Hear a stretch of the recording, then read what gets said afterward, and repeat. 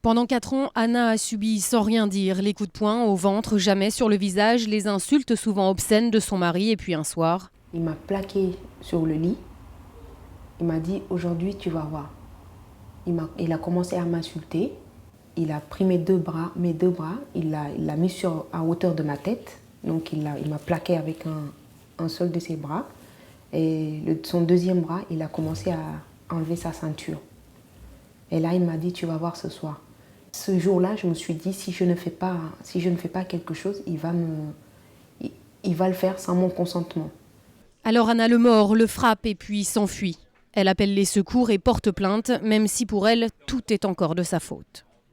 Je ne pouvais pas mettre un mot dessus, je ne comprenais pas. Pour moi, c'était tout simplement de la violence, comme au quotidien.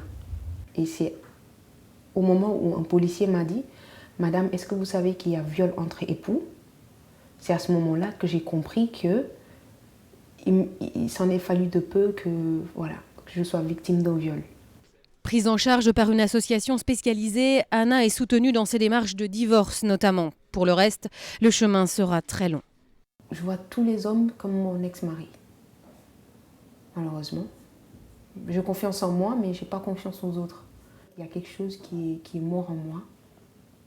Et cette chose-là, j'arrive pas à passer outre. On estime que la moitié des 75 000 viols commis chaque année en France sont des viols conjugaux, un crime reconnu en droit depuis à peine 20 ans.